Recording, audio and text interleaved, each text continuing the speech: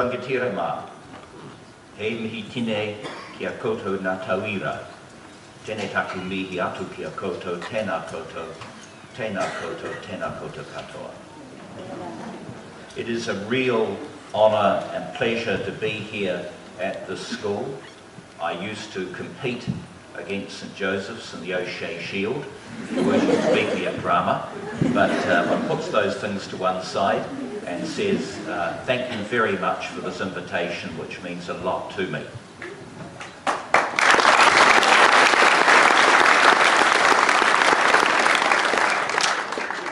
I want to begin by acknowledging those who today are saying goodbye to their college.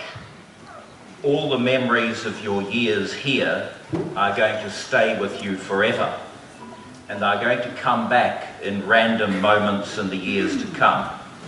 That's certainly been my experience since I left St Pat's Town in 1974, and the memories have come back very suddenly in the form of Father Hamilton, who's sitting in front of me. He taught me geography, and he hasn't aged a day since he taught me.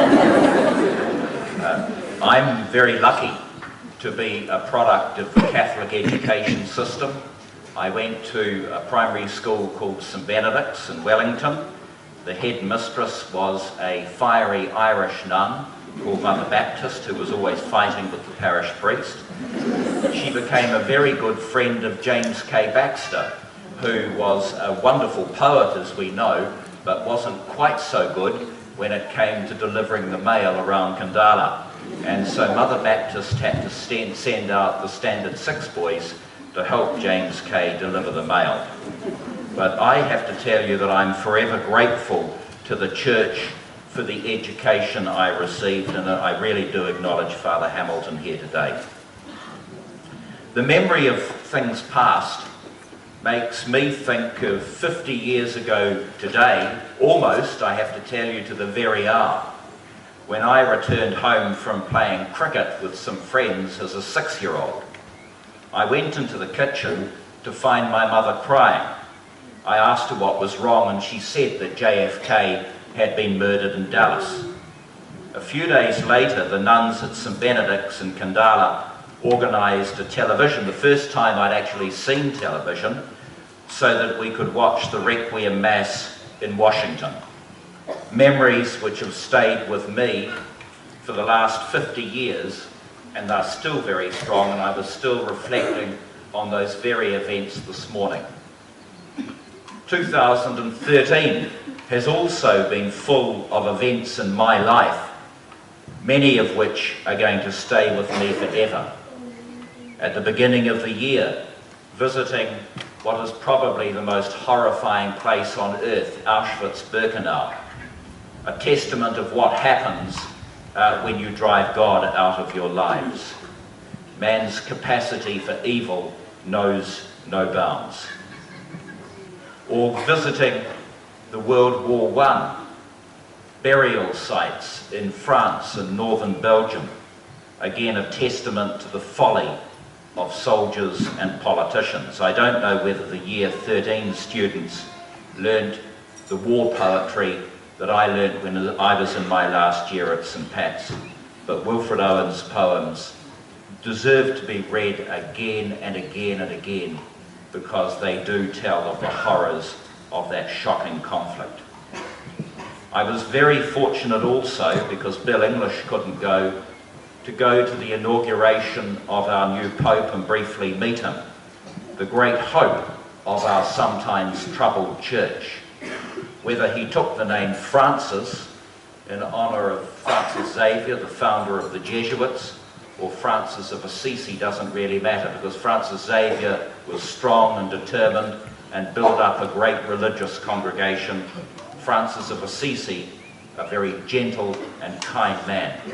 And our hopes are placed in the hands of this wonderful Argentinian. But of all the memories, one's going to stay with me forever, and with the greatest of respect to His Holiness, it's not meeting him.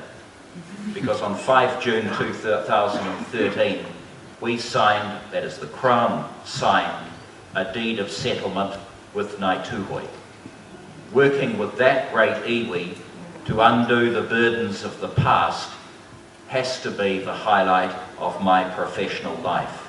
This is an iwi that has been treated badly for many years. And if you want to know something of why things go wrong in our country, read the history of Ngāi Tūhoi, and I'm sure many of you know it only too well. That in 1895, Seddon crossed Lake Waikeremoana, not far from here, to meet with Tūhoi and to establish the Te Urewera Native District Reserve Act, which was enshrined in legislation in 1896, but by 1921 that had been repealed and Tūhoi were locked out of their land for generations thereafter.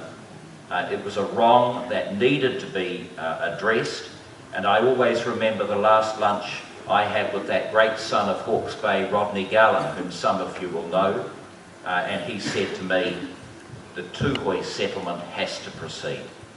So that's something from this year that I will never forget.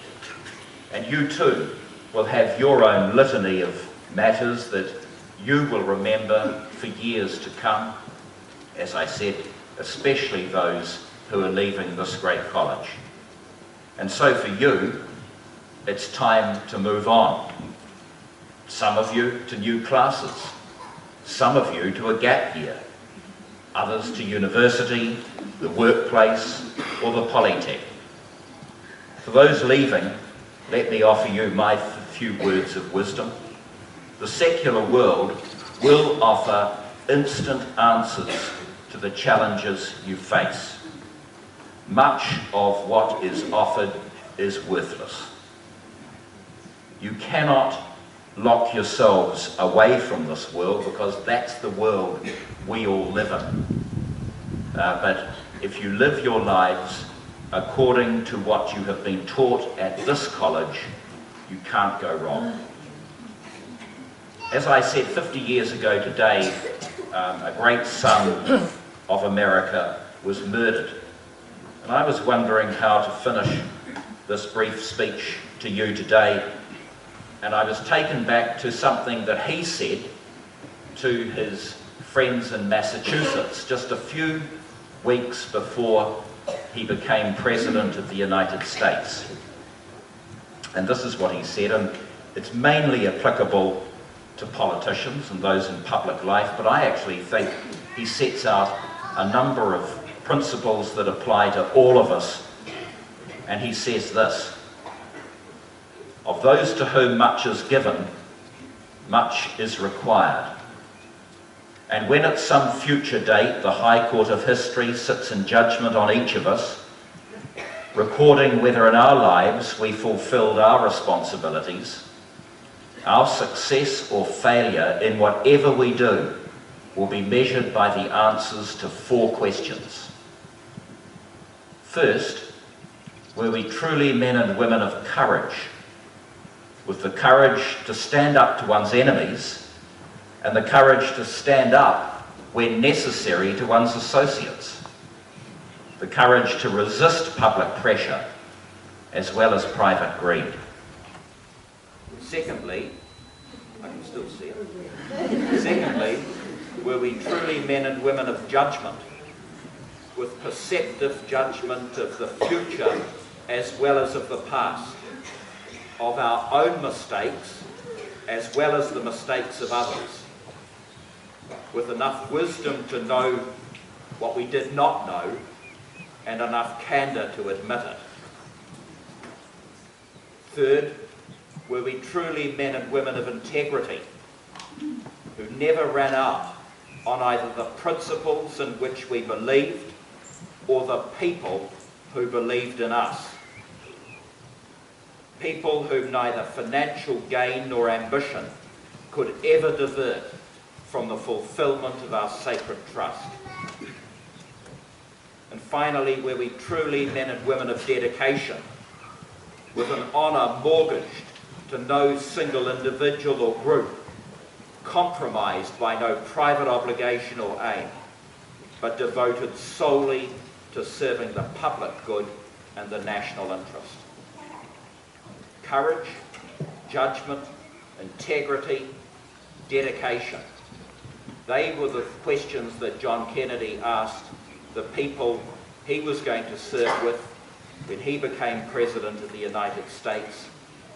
But they're the qualities which test all of us through our lives, and they're the qualities which I'm sure this great school has trained you up in so that you can face the future, whatever it may hold.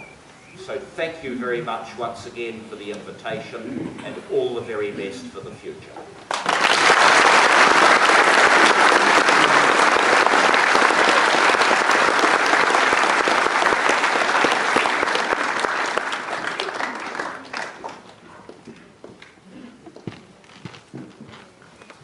Minister, kia ora.